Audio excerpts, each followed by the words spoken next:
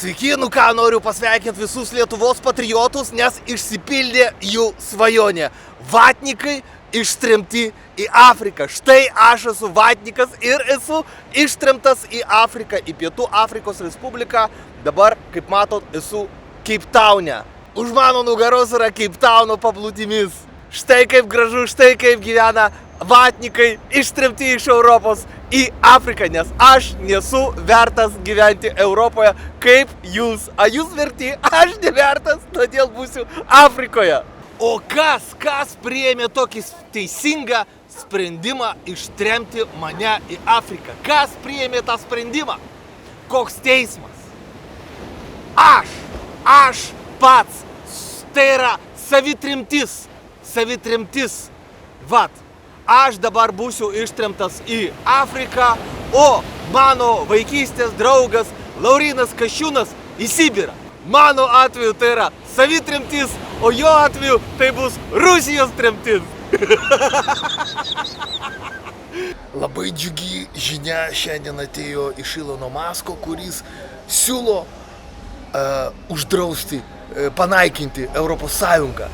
Mane šita žinia labai pradžiugino ir aš labai jai pritariau iš karto.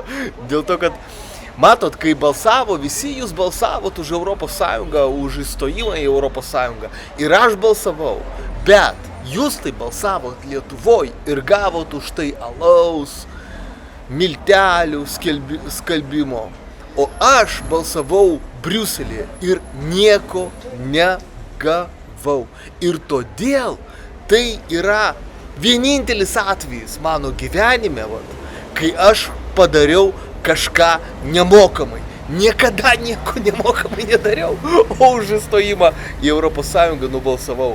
Tai todėl aš savo balsą atsiimu. Dėl to, kad man alaus nedavė ir jokių skalbimo miltelių taip pat nedavė. Viskas.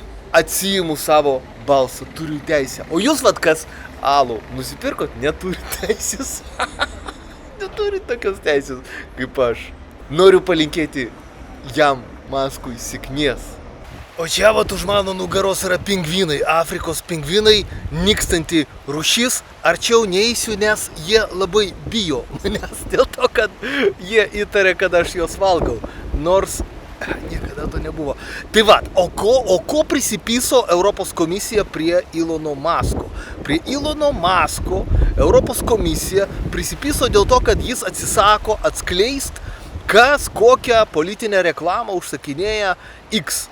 Ir dalintis tą informaciją, kas užsakinėja ir į kokią auditoriją jie taiko. Ir jam skiria 120 milijonų eurų baudos arba 140 milijonų dolerių. Tai klausimas yra, kam Europos komisija nori, kad jis atskleistų tuos duomenis apie tai, kas politinę reklamą užsakinėja. Ir be abejo, tai yra daroma tam, kad apribotų politinę reklamą.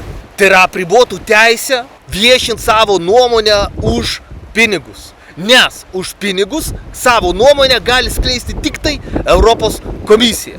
Be abejo, aš tikiuosi, kad Maskas apskųs šitą sprendimą Europos Sąjungos teisingumo teismui. Aišku, Europos Sąjungos teisingumo teismas yra šališka institucija, bet geriau nei nieko šiuo momentu. O dabar mes pakilom į Table Mountain virš Keiptauno, Pietų Afrikoje. Gražus čia vaizdas yra. Tai grįžtant prie Ilono Masko bylos, jam laimėti bylą prieš Europos Sąjungos, Europos komisiją labai bus sunku, nes tą sprendimą galima apskųsti tik tai į Europos Sąjungos teisingumo teismą, na ir po to galbūt į Europos žmogaus teisių teismą. Bet kadangi tai yra abu du Europos teismai, laimėti bylą tokiuose teismuose prieš Europos komisiją yra labai sunku. Aš kažkada jau dariau blogą savo apie Microsoft'o bylą, kur Microsoft'as gavo ne 140 milijonų eurų dolerių baudą, bet 2 milijardus eurų baudą už tai, kad Microsoft'as kompiuteryje savo, turėjo muzikos grotuvą, kuris yra nemokamas. O Europoje buvo mokamų muzikos grotuvų gamintojai ir ES teisingumo teismas priėmė sprendimą, kad Microsoftas į savo kompiuterius įdėgia jau parduodant kompiuterį įdėgia nemokamą grotuvą muzikos, tai pažeidžia konkurenciją, kadangi atima iš vartotojo, iš jūsų nusipirkusių kompiuterį, teisę nusipirkti mokamą muzikos grotuvą. Ir tokiu būdu Microsoftas, įdėdamas nemokamą muzikos grotuvą, atėmė teisę iš žmonių pirkti mokamą muzikos grotuvą. Todėl Microsoftas buvo nubaustas, jie gavo 2 milijardų eurų baudą ir privalėjo pagaminti Europos Sąjungai atskirą kompiuterį be muzikos grotuvo. Tam, kad žmogus, jūs nusipirkot kompiuterį iš Microsofto ir ten nėra muzikos grotuvo, nemokamo. Tai ką jūs tada darot? Jūs perkat. Visiškai absurdiškas sprendimas, be abejo, prieš Microsoftą buvo. Bet tai parodo, ant kiek yra išprotėjusi šita sistema, kokie jie yra idiotai. Ir šitoj sistemoje, kad Elonas Muskas įrodytų, kad jis turi... Matot, jie paleido mokamą produktą. Ten, pavyzdžiui, vienas iš priekaištų Europos komisijos, tai kad būtų parašyta, kad tu autentiškai esi, pavyzdžiui, aš būčiau autentiškas šitam jų svetainėje X-e, Stanislavas Tomas. Aš esu ten kaip Stanislavas Tomas, bet kad būtų parašyta, kad čia tikrai Stanislavas Tomas, už šitą paslaugą reikia sumokėti. Taip Muskas sugalvojo, kad reikia generuoti pajamas. Ir jam įrodyt, kad jis turi teisę rinkti pinigus už sąskaitai, aš tikras, arba jis turi teisę neatskleist reklamos pirkėjų vardus Europos komisijai, politinės reklamos, kad tai yra teisė į saviraišką, kad saviraiškos teisė leidžia jam Muskui neatskleist reklamos pirkėjų tapatybės arba imt pinigus iš tų, kas nori, kad būtų prie jų parašyta, kad reiškia, paskyra yra autentiška ir taip toliau. Kad tokie dalykai pažeidžia žodžio laisvę, saviraiškos laisvę, tai yra labai sunku. Aš manau, kad jam nepavyks. Ir savo teismus dėja jis prieš Europos komisiją pralaimės. Tai yra, tarp kitko, Table Mountain viršūnė, kalno viršūnė, ir daug kas sako, kad čia galbūt ateiviai nukirpo šitą viršūnę, todėl ji atrodo kaip laukas. Žiūrėkit, visiškai nepanašu į kalno viršūnę, o čia yra aukščiausias taškas šito kalno. Taigi Muskas neturi šansų laimėti teisme. Kodėl aš esu toks laimingas, kad neteisingai jam skiria šitą baudą?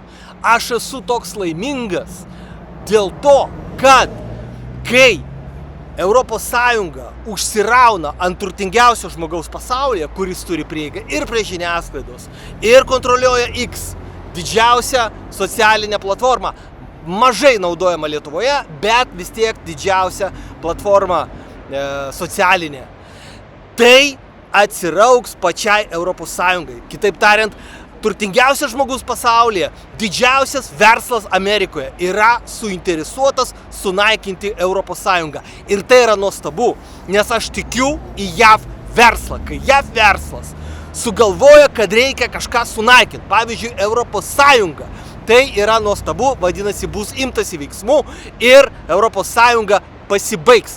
Aš iš tikrųjų visada, jeigu rimtai, tikėjau į Europos Sąjungą, kol asmeniškai nesusiduriau su tuo, kaip funkcionuoja Europos Sąjunga.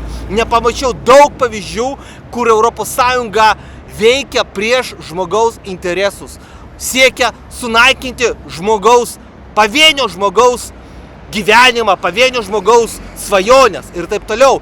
Tai dėl to aš esu prieš Europos Sąjungą ir tikiuosi, kad jinai pasibaigs.